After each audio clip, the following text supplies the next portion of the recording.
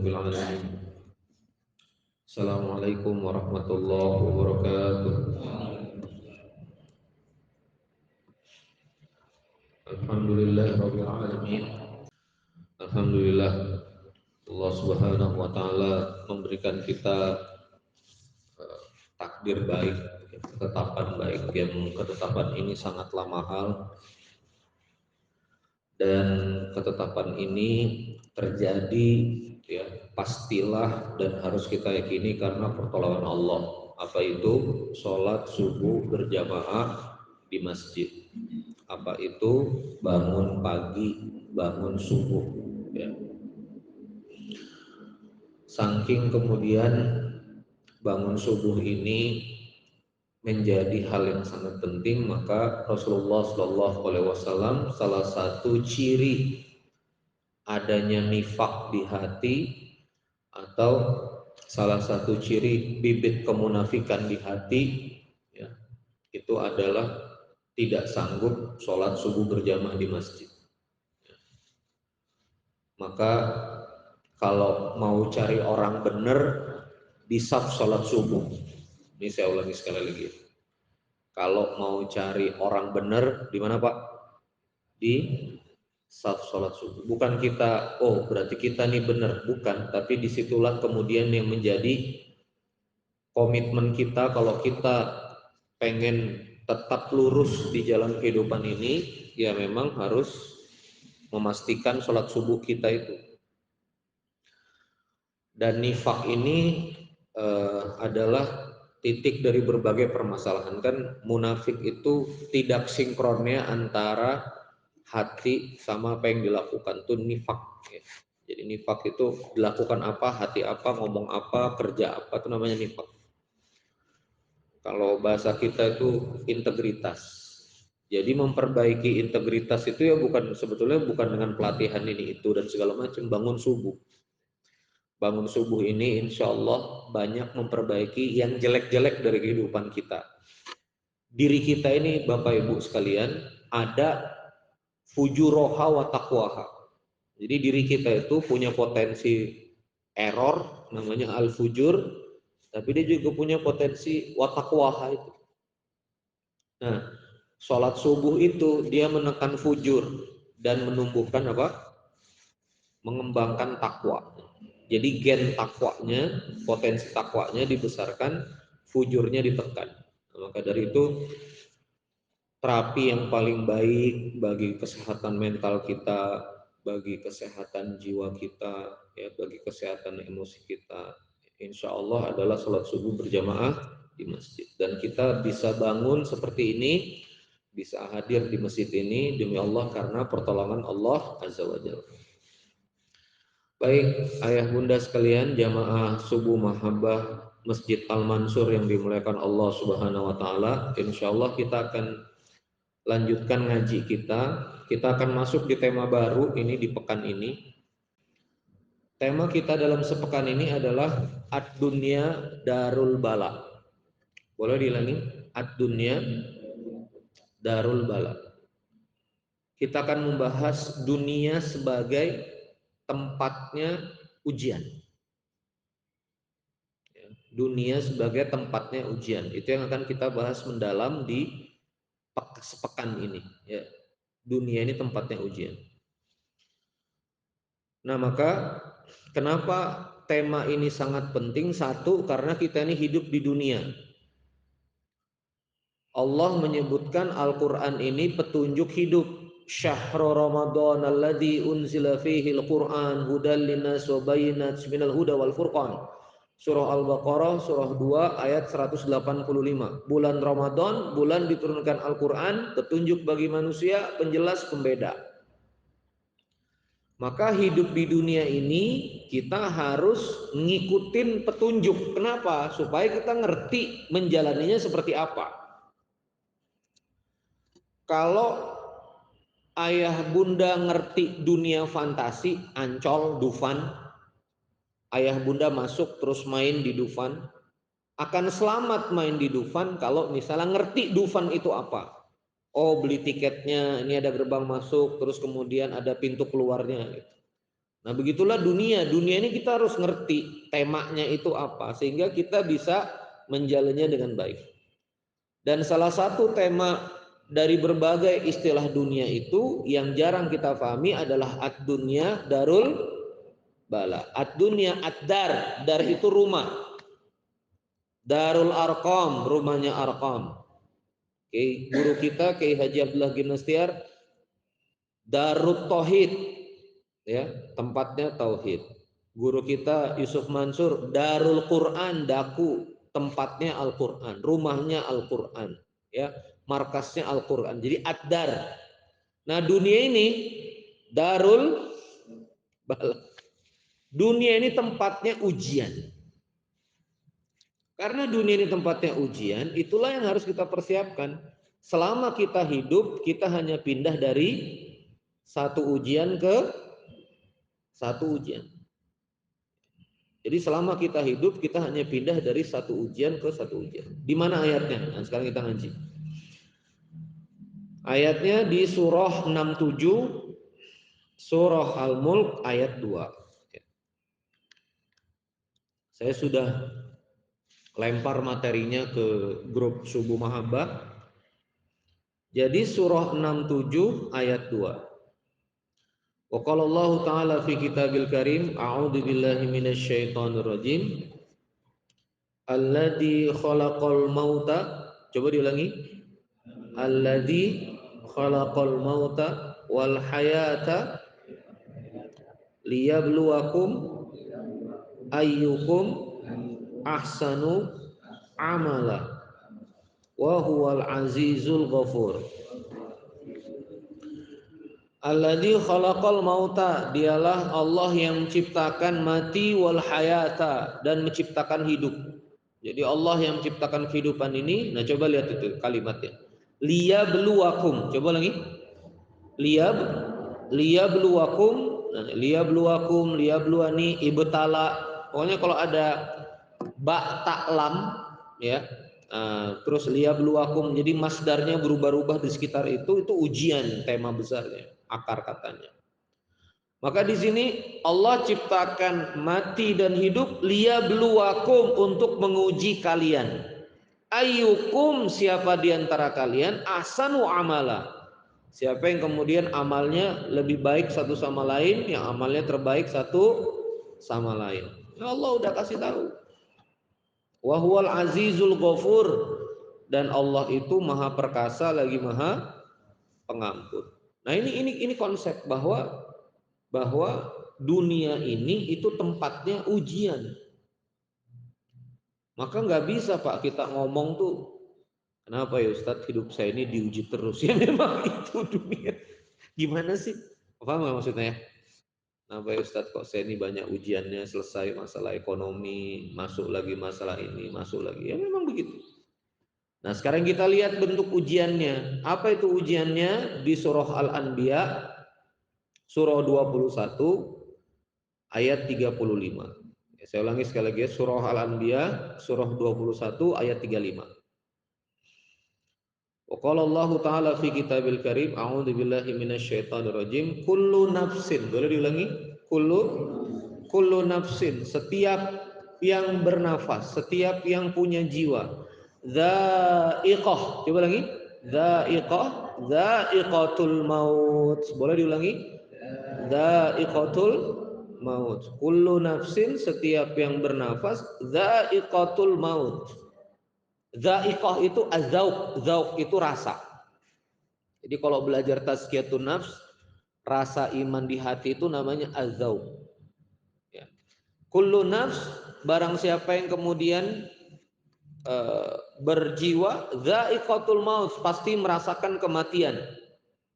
Nah, lihat ayat berikutnya. Wa nabluukum, ulangi. Wa nabluukum, dan kami akan menguji kalian bisyarri, dengan keburukan-keburukan, wal khairi, dengan kebaikan-kebaikan, dan semuanya itu kata Allah Azza wa Jalla fitnah, dan semuanya itu adalah ujian. Wa ilaina turja'un, dan hanya kepada kami engkau kembali. Ini supaya kebayang ya, apa itu fitnah. Fitnah itu Dalam bahasa Arab, akar katanya itu artinya peleburan logam. Kan kalau kita nambang dapat selongsong misalnya logam emas, itu dia kotor, dia logam emas itu biasa bercampur sama tembaga.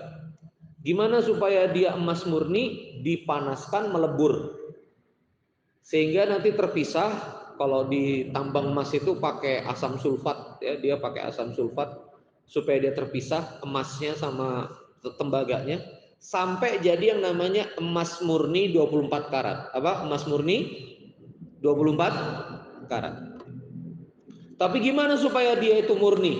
Dipanaskan, ya kan? Dikasih chemical, diaduk. Nah, itu namanya fitnah. Jadi namanya apa? Fitnah. Jadi fitnah itu peleburan logam. Jadi logam itu dileburkan, pengotornya disisihkan. Itu namanya fitnah. Nah, kenapa fitnah ini disebut dengan ujian? Karena Allah ingin melihat siapa yang imannya itu murni kepada Allah. Maka Allah kasih ujian, Allah kasih fitnah. Benar gak kamu beriman kepadaku? Ya Allah, engkaulah segala-galanya. Benar gak segala-galanya? Maka dikasih ujian harta, dikasih ujian dunia. Benar gak Allah? Benar gak aku segala-galanya, kata Allah.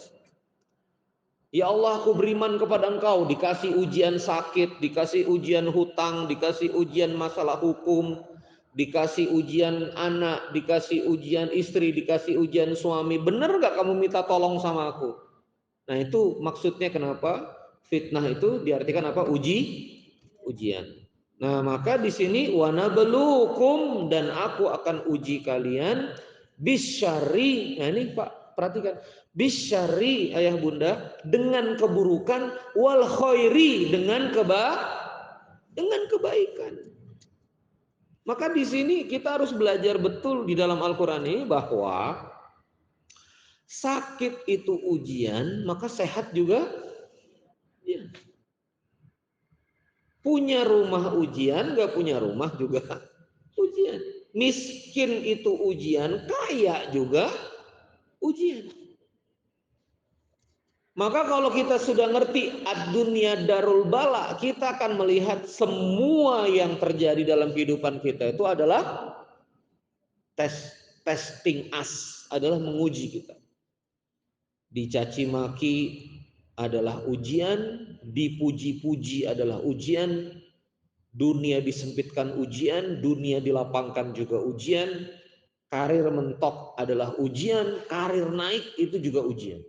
Yang harus dijawab dengan benar. Saya ulangi sekali lagi, yang harus dijawab dengan benar. Nah, sekarang apa jawabannya? Hari ini kita belajar gimana menjawab al-khair. Jadi saya balik ini.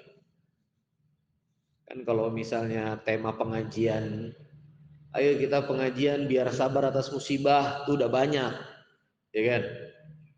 Hari ini kita akan mulai, kita balik bagaimana merespon al-khair, bagaimana merespon kebaikan. Kita akan lihat gagalnya Qarun dalam menjawab ujian harta. Surah 28 Al-Qasas ayat 78. 28 78.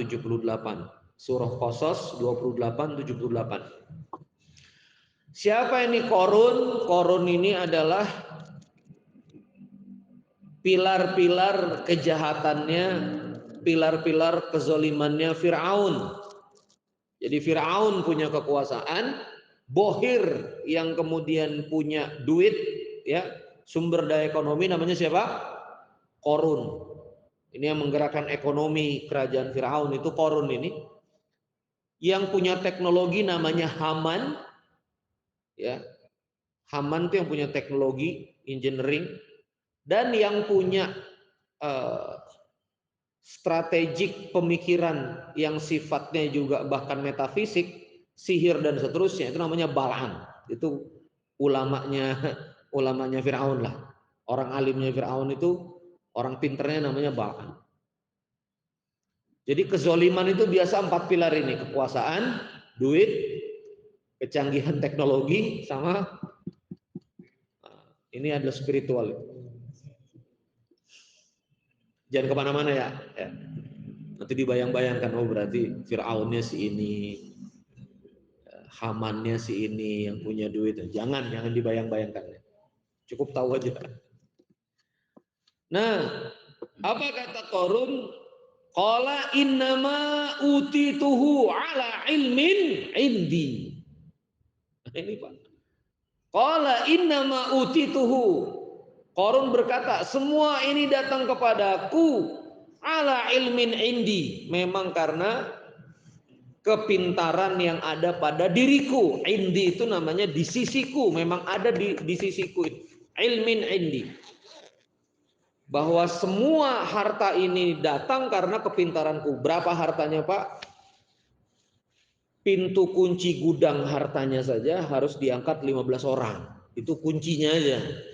Kita nggak tahu lubangnya sama pintunya segede apa. Kalau kuncinya saja segitu, pintunya segitu, apalagi yang di dalamnya itu. Itu Qarun. Dan ujungnya Qarun ini tenggelam. Tenggelam. Dalam kisah Israeliat itu malah Qarun itu kakinya tenggelam sampai lutut. Ditegur sama Nabi Musa, hanya Allah yang bisa menguatkan, mengeluarkan. Enggak. Hartaku yang bisa mengeluarkanku. Nanti aku bisa panggil orang-orang untuk kemudian ngangkat. Banyak orang ngangkat Qarun nggak bisa juga, sampai kemudian dia tenggelam, dia nggak bertobat kepada Allah. Jadi harta Qarun itu kena likuifaksi itu yang kayak palu. Jadi di blender hartanya masuk semua ke situ. Makanya itu dijadikan di dalam istilah bahasa Indonesia, kalau ketemu harta di dalam tanah namanya apa? Harta karun. Ini asal katanya ini Qarun. Nah, jadi cobaan pertama ketika dapat kebaikan, seseorang itu gagal ketika apa? Ketika dia merasa itu semua datang karena kepintaran dirinya sendiri. Awalam ya'lam anallaha qad ahlaka min qablihi. Apakah kamu nggak tahu Allah itu menghancurkan orang-orang sebelum kamu, minal quruni, yang kemudian dari apa? Minal quruni man huwa asyaddu minhu quwwatan wa aktsaru jam'a, ya. Yang lebih daripada Qarun ini, man huwa asyaddu minhu quwwatan wa aktsaru jam'a, yang kemudian lebih hebat lagi, ya, yang lebih kuat daripadanya dan lebih banyak mengumpulkan harta. Wala yus'alu an dzunubihimul mujrimun. Dan tidak perlu ditanya kepada orang-orang yang berdosa itu tentang dosa-dosa mereka. Nah, artinya kegagalan pertama dalam menyebut ujian kebaikan itu adalah karena merasa kepintaran sendiri. Jadi ini ilmu ya Pak, ilmu tuh begini. Nah, supaya enak belajarnya, jadi Ustadz kalau misalnya kemudian dapat kebaikan, itu kemudian responnya gimana? Surah An-Naml ayat 40. Mundur satu surah. Surah 27 ayat 40. Qala alladzi indahu ilmun minal kitab. Berkata orang-orang yang berilmu dari Alkitab. Ini sebetulnya ayatnya panjang. Jadi ayatnya itu bercerita tentang Nabi Sulaiman alaihissalam itu ingin mendakwahi Bilqis. Bilqis ini belum beriman, dia nyembah matahari. Dia lagi mau datang ke Nabi Sulaiman untuk lobby. Kami nggak perlu beriman, kami mau bawa hadiah. Maka Nabi Sulaiman mengatakan, pindahkan singgasananya Bilqis ke istana kita. Kalau singgasananya aja pindah, dia ngerti berhadapan dengan siapa. Maka sebelum ayat ini berkata Ifrit, qala Ifrit, berkata jin Ifrit, aku akan pindahkan sebelum kamu berdiri. Dan di sini orang alim, ya, dari kalangan manusia, qala alladzi indahu ilmun, berkata dari sisiku, kemudian berkata seseorang dari orang-orang yang berilmu minal kitab, ana atika bihi qabla an yartadda ilaika tarfuk. Aku akan menggeser singgasana ini pindah ke tempatnya Nabi Sulaiman itu sebelum matamu berkedip. Nah, coba lihat, perhatikan ini ya kalimatnya di dalam Quran. Falamma ra'ahu mustaqirran indahu, maka tatkala Nabi Sulaiman itu melihat mustaqiran indahu, singgasana itu terletak di hadapannya. Qala, berkata Nabi Sulaiman, Hadza min fadli Rabbi. Coba lagi. Hadza min fadli Rabbi. Ini adalah karunia dari Rabb. Nah, perhatikan kalimat Qur'annya, kalimatnya Sulaiman, kalimatnya Nabi Sulaiman setelahnya. Liyabluwani aashkuru am akfur. Coba apa? Liyabluwani, ini adalah ujian bagiku, ini termasuk karunia Allah untuk mengujiku. Liyabluwani aashkur am akfur. Apakah aku bersyukur ataukah aku kufur? Di terjemahan sini tulisannya ini adalah karunia untuk mengujiku. Sebetulnya nggak ada tulisan karunianya. Langsung liyabluwani. Ini adalah ujian bagiku. Aashkur, apakah aku bersyukur, am akfur, ataukah aku kufur. Wa man syakara fa innama yashkuru li nafsih. Barang siapa yang bersyukur, dia bersyukur bagi dirinya sendiri. Wa man kafara fa inna rabbi ghaniyun karim. Maka yang ingkar kepada nikmat Allah, sungguh Allah itu maha kaya dan tidak butuh, maha kaya dan maha mulia, dia tidak butuh juga syukurnya manusia. Saya pelan-pelan ya. Jadi ujian kebaikan itu jawabannya cuma satu, dikembalikan kepada Allah. Kita lagi jagoan, penjualan lagi bagus, bisnis lagi oke. Wah Pak, hebat banget bisnisnya, bisa 10 miliar, 20 miliar. Iyalah, saya kan memang pinter ya, bisa baca pasar. Saya juga orangnya rajin, tekun. Nggak bisa kalau nggak rajin, nggak tekun. Allahnya nggak pernah dibahas. Ente itu bisa bisnis karena Allah kasih nafas. Antum tuh bisa dagang, laku karena Allah gerakkan hati customer mau beli produk antum. Allah itu bisa, antum tuh bisa kaya raya, kita ini sebagai manusia bisa dikasih harta oleh Allah, itu juga titipan Allah yang izinkan karena Allah Ar-Razzaq. Ini begitu diskusi sama temen ditanya, nih ente kok bisa hebat bisnis? Allahnya nggak pernah disebut. Ngomongnya ketekunan, ngomongnya pinter, ngomongnya jaringan. Ini gagal-gagal kena ujian kebaikan. Nggak cuma harta juga. Ya Allah Ustadz, ceramahnya bagus Ustadz. Jarang saya dengerin ceramah begini. Masuk ke hati. Kalau saya, emanglah kita kan public speaking berbeda ya. Emang saya ini belajar banyak juga. Saya belajar NLP, saya belajar ini, dan saya belajar tafsir. Padahal lisan punya Allah, pikiran punya Allah, kesehatan punya Allah, dan hati manusia punya siapa? Oh.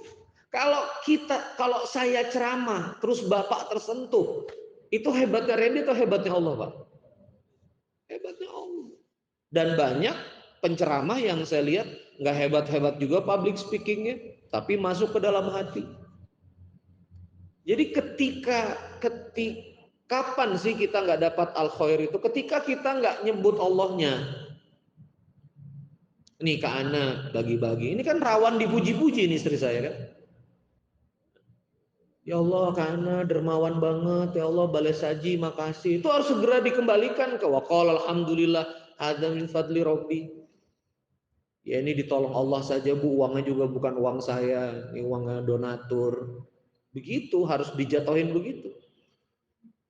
Begitu ngerasa, ya memang saya dermawan, langsung nggak lolos istri saya. Memang saya dermawan itulah, memang kan ya gitulah saya ini kan berjuang ya, jadi nggak lolos. Sama kayak kita sholat subuh gini, masya Allah Pak, soleh banget sholat subuh berjamaah di masjid. Allah yang bangunkan, Allah yang kasih nafas, Allah yang kasih taufik, Allah yang kasih hidayah. Itu mau sombong gimana? Nah maka ayo sama-sama, kalau ujiannya al-khair, coba lagi. Kalau ujiannya al-khair, dia harus dikembalikan kepada Allah. Gimana? Hadza min fadli Rabbi. Apa itu fadl? Apa itu fadl? Fadl itu karunia, pemberian itu fadl. Makanya teman-teman jamaah tabligh kan fadilah amal. Amal itu punya fadilah, punya karunia. Fadilah 2 rakaat sebelum subuh. Barang siapa yang sholat sunnah 2 rakaat sebelum subuh, maka itu lebih baik daripada dunia dan seisinya. Khairul lak minad dunya wa ma fiha. Lebih baik daripada dunia dan seisinya. Itu fadilah, karunia Allah untuk yang sholat 2 rakaat sebelum subuh. Nah, maka semua harta, semua kebaikan itu adalah hada min fadli Rabbi. Dan logikanya Pak, kalau semuanya kita kembalikan kepada Allah, kesyukuran itu, nanti Allah akan tambah kesyukuran itu. Si kita bisa ceramah nih, pita suaranya milik Allah, pikirannya milik Allah, sehatnya juga milik Allah. Dibuat mules aja udah nggak bisa ceramah. Qurannya juga milik Allah, diizinkan masuk milik Allah, nggak boleh ada kesombongan. Kita dipuji orang atas segala apapun, hati-hati. Misalnya, ya Allah teteh cantik banget, ya Allah akang awet muda, masya Allah. Coba, jasadnya milik Allah, kulitnya milik Allah. Paling kita cuma kontribusi ya skincare paling jauh juga mah. Ngerawat tubuh, tapi tubuhnya milik siapa? Milik Allah. Disombongin lagi, coba rasakan. Ya emang lah, emang kan saya emang cantik. Ya coba kurang ajar. Allahnya nggak pernah diangkat-angkat. Nah makanya di titik ini inilah pelajaran al khair itu. Jadi semua al khair yang terjadi dalam kehidupan kita itu ujian, Pak. Kelapangan itu ujian. Ya.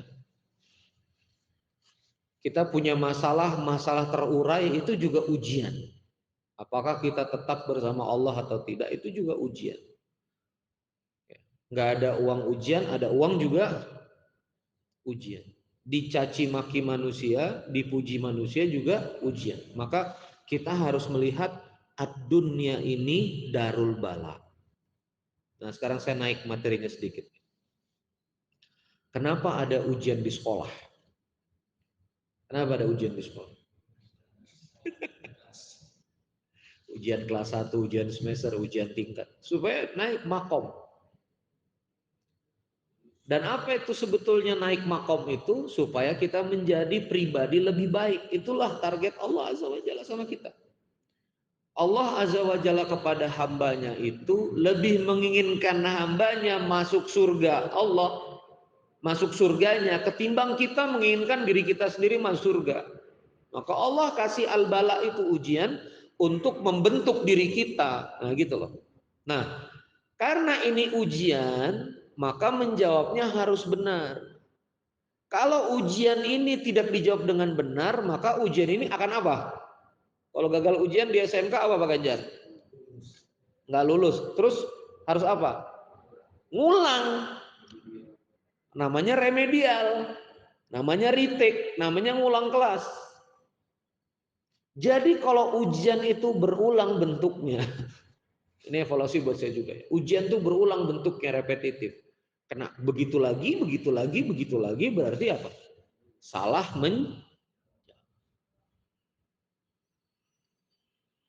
ada kesalahan kita dalam menjawab. Ini salah satu tadi malam tuh, tadi sore saya ke tempat teman saya punya pondok namanya Rohmat. Kami manggilnya Kiai Rohmat. Saya diskusi tentang hidup gitu ya. Ada yang bagus kalimat beliau itu. Ya memang kalau masalah hidup itu bukan kita yang harus bahas, bukan kita yang harus jawab. Santrinya 80 Pak. Bikin masjid 800 juta cuma 2 bulan. Ya, baru beli Land Rover juga ya. Dapat project 40 M, dia bisnisnya kontraktor. Jadi sambil bangun pondok, dia juga kontraktor. Dapat bisnis konstruksi 40 miliar bangun menara Quran dari Al-Qasbah. Jadi kalau ada Quran Qasbah, lagi mau bangun Quran Center di Panjelekan 40 M tuh kontraknya sama Rohmat. Jadi Rohmat itu bagus kalimatnya kemarin tuh. Memang kalau masalah hidup itu bukan kita yang harus menyelesaikan Mas.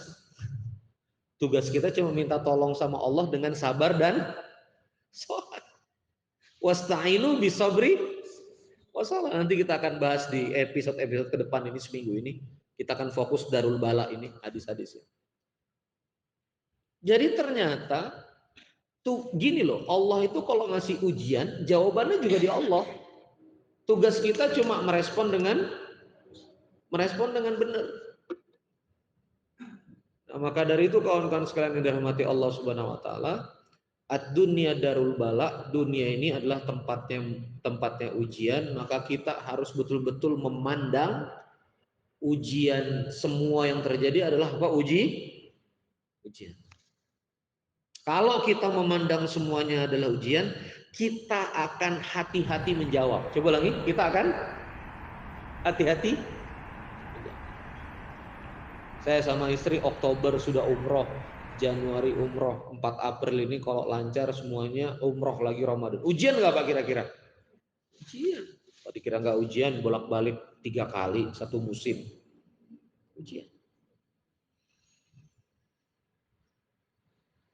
Ada yang benci ujian, banyak yang sayang juga ujian. Nah, kalau kita ngerti itu semuanya ujian, maka kita akan hati-hati menjawab. Masya Allah Abah Aris, sekarang masjid sudah rame, hati-hati Abah. Harus respon pertolongan Allah semua ini.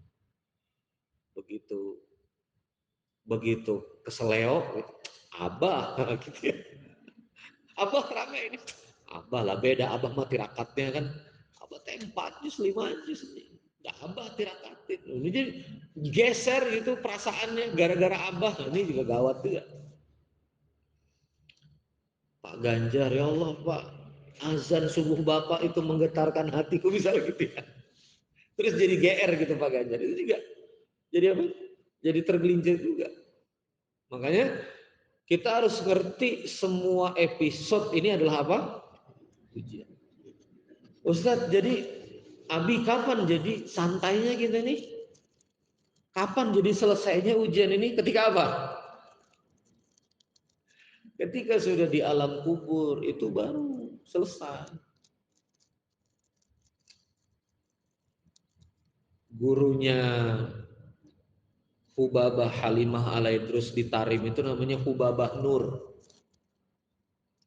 Hubabah Nur ini muridnya dari Abu Dhabi, Amerika gitu, di Tarim. Yang dituturkan oleh menantu beliau ketika beliau ini satu kamar dengan Hubabah Nur, ini menantunya cerita, menantu perempuannya. Hubabah Nur itu menantunya tidur, Hubabah witir. Kata Hubabah Nur, kamu tidur aja, nanti Umi nyusul, kurang lebih begitu.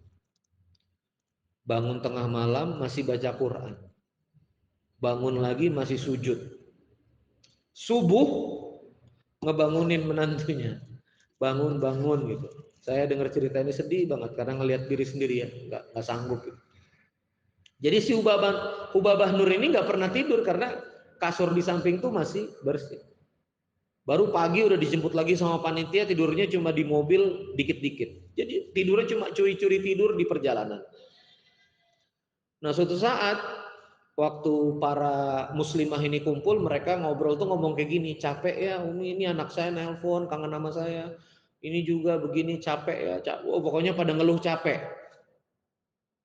Lalu Hubabah Nur ini ngomong ke santriwati. Emang begitu sih capek. Hubabah Nur juga kalau kita pulang ngurus suami juga capek, katanya. Di rumah juga capek, dakwah juga capek. Ya sudah, memang dunia tempatnya capek. Ya nggak apa-apa capek. Kan nanti istirahatnya bisa di mana? Di akhirat, di surga Allah. Istirahatnya nanti saja. Kalau sudah nanti di akhirat, mudah-mudahan di alam kubur kita istirahat. Ada kalimat yang indah ya, ayah bunda sekalian. Barang siapa yang dunia ini berlelah-lelah dalam takwa, dia nanti akan berlapang-lapang dan istirahat di alam kubur. Saya ulangi. Barang siapa yang sekarang ini berlelah-lelah di mana? Ad-dunya, Kita lelah jauh ujian, kita lelah bangun subuh, berlelah-lelah taat pada Allah, berlelah-lelah zikir pagi, petang, berlelah-lelah amal soleh, berlelah-lelah bagi makanan, nyiapin makanan, perhatikan duafa. Ya kan kemarin ini jamaah subuh kan ke tempatnya Kak Nirwana yang Masjid Al Ikhlas Ciwidey. Itu tiap hari ngasih makan orang Pak di kampung situ. Dan walaupun Bapak lihat banyak sayur, mereka tuh kesulitan makan beras aja nggak ada. Nanti bisa cerita sama Kak Ana lebih panjang. Jadi mereka pagi makan ubi, ya kan nggak mungkin juga Pak. Mereka hasil panen bawang, Anda bisa bayangkan orang dikasih makan bawang, bisa panas perutnya. Nah itu balai saja ngasih makan itu 30 porsi, 50 porsi, 70 porsi terus konsisten, Senin sampai Jumat. Lelah nggak itu Pak? Lelah. Kita aja kemarin ke Ciwidey masuk lelah nggak? Lelah. Saya pulang dari Ciwidey langsung rapat di pondok, pakai gokar lagi. Istri saya mau belanja mangga, masuk Superindo tiba-tiba katanya keluar bawa 2 box. Mangganya nggak kebeli gitu, malah beli yang lain. Jadi teman-teman sekalian, dunia ini kalau kita berlelah-lelah, Hubabah Halimah Alaidrus kemudian menyatakan nanti kita akan istirahat di mana? Di alam kubur kita istirahat. Tapi barang siapa di dunia ini berleha-leha, joget sana sini, sibuk dari konser ke konser, sibuk kemudian lagu, sia-sia hidupnya, nggak ada perjuangan, santai, maka barang siapa yang santai di dunia, siap-siap nanti di alam akhirat, alam kubur akan repot. Akan repot. Kita jangan ngomong siksa dulu Pak. Ngomong sidangnya aja repot. Untuk apa masa mudamu? Repot. Dari mana hartamu? Kamu gunakan untuk apa? Ngapain aja kamu di dunia? Repot Pak. Kita belum ngomong siksa. Interviewnya aja udah kita nggak sanggup. Yaumul Mahsyar itu berdiri 50.000 tahun. 50.000 tahun berdiri.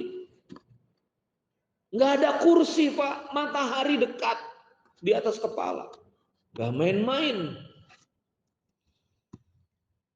Maka barang siapa yang mau dapat perlindungan di Yaumul Mahsyar, ikatkan hati pada masjid dan makmurkan masjid. Hadisnya mu'allaqatun fil masajid. Hati yang terikat pada masjid nanti Yaumul Mahsyar ada perlindungan dan nikmat nanti Yaumul Mahsyar. Udah Pak, repot aja sekarang. Pegang sound system. Ini datang saudara saya Kang EF, ketua dari Muslim Bikers, ini tokoh umat di Bandung. Saya bilang Kang EF, beresin sound system lah. Nanti Kang EF yang ahli sound system nanti bantu Abah lihat-lihatin.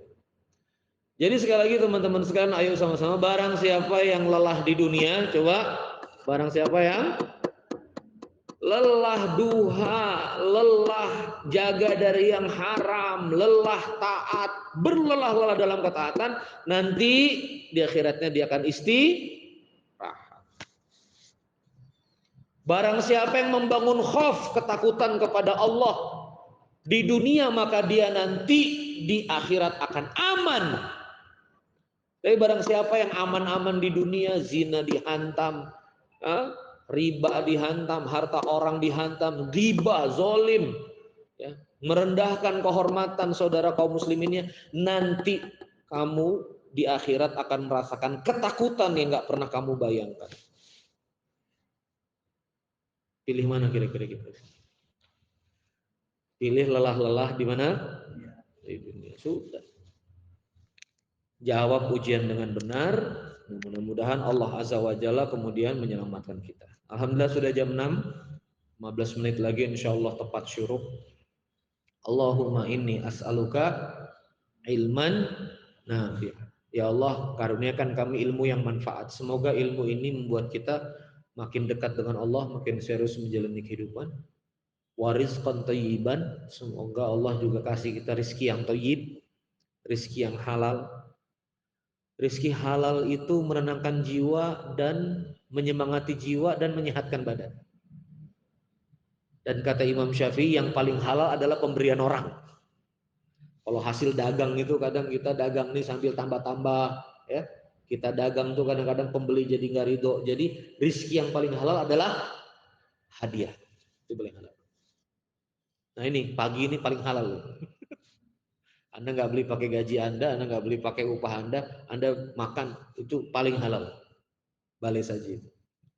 Karena dikasih orang. Dan yang ketiga, wa amalan mutaqabbalah. Amal yang kemudian diterima Allah. Jadi gimana mau diterima Allah kalau ceramah untuk dipuji orang? Gimana mau diterima Allah kalau ceramah ngerasa ilmunya dari kepalanya? Gimana mau diterima sholat subuh kalau merasa sholat subuh karena kerajinnya saya? Saya bisa sholat subuh di masjid karena saya emang rajin, saya emang tekun. Lewat. Tapi kalau kita balikin, ayo sama-sama, hada min fadli Rabbi. Itu.